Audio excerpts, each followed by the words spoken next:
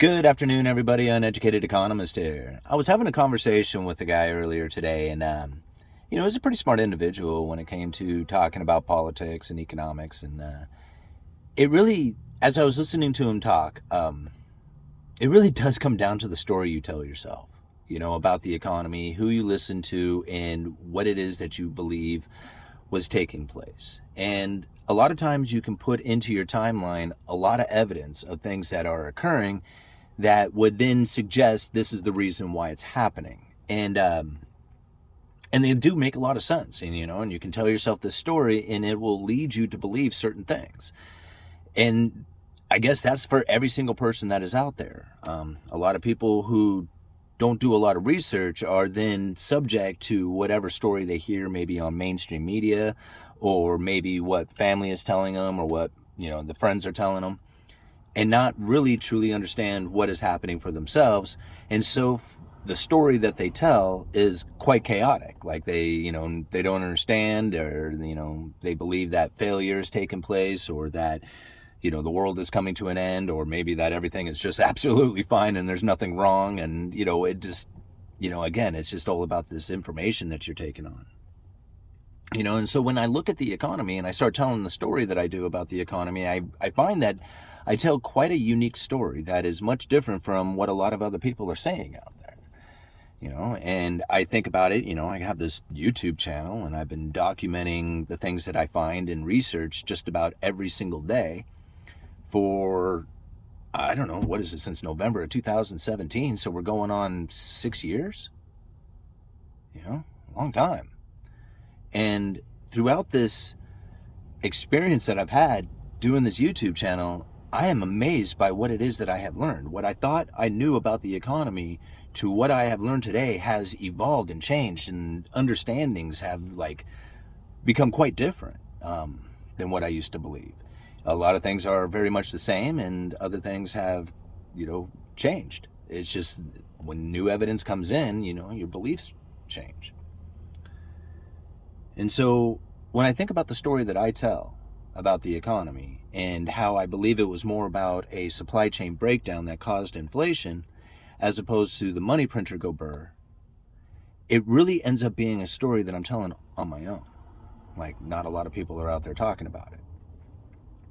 And oftentimes when I'm going back and looking at some of the evidence that I have found and some of the things that I see today, and I start describing some of the theories that I have, I get a lot of times people tell me that I'm nuts. And I can understand why if I'm the only one really telling the story. So I do think about this, that when I tell my story here on video every single day, and I'm committed to making a video every single day telling this story about the economy, I post links down in the description of every single video that I do, so that people can read those links and where I got the information and make the judgment for themselves.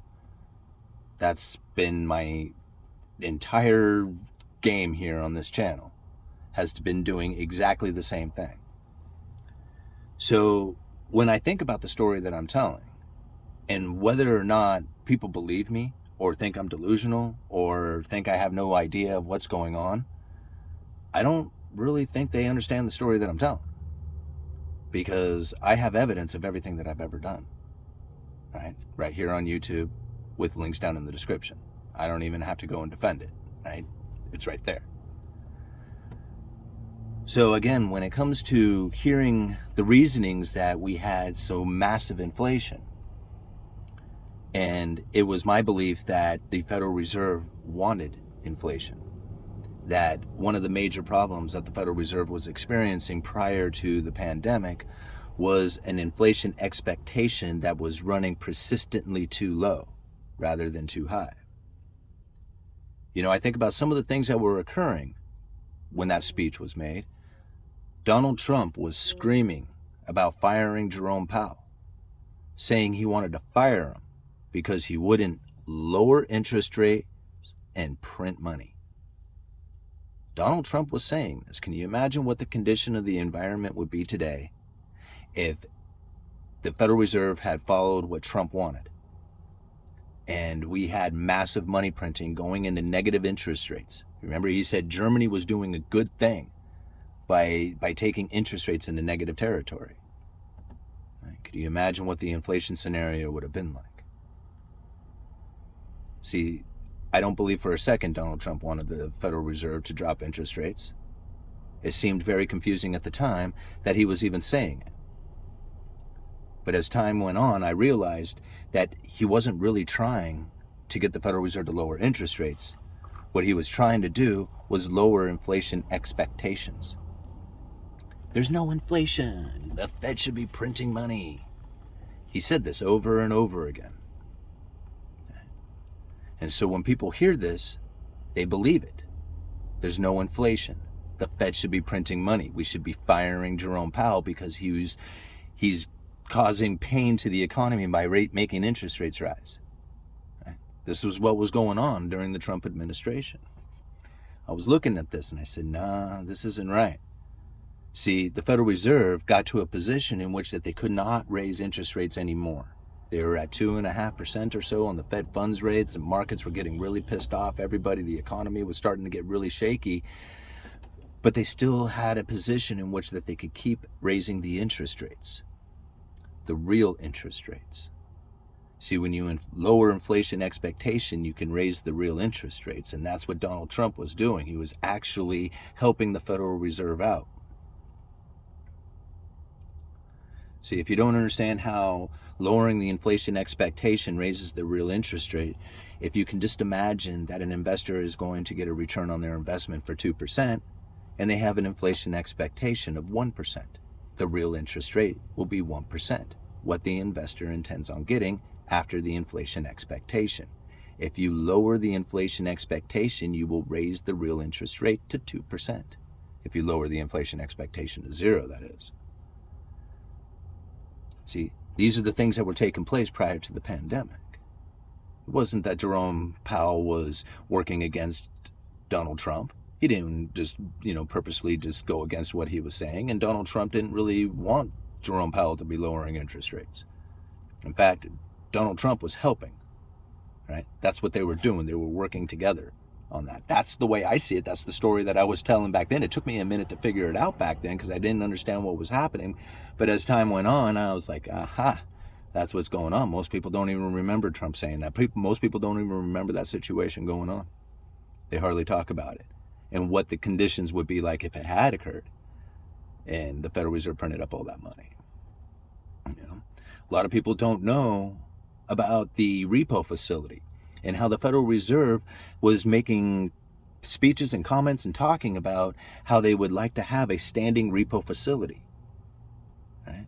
September of 2019, we had a banking crisis start to occur overnight. The standing repo facility was born.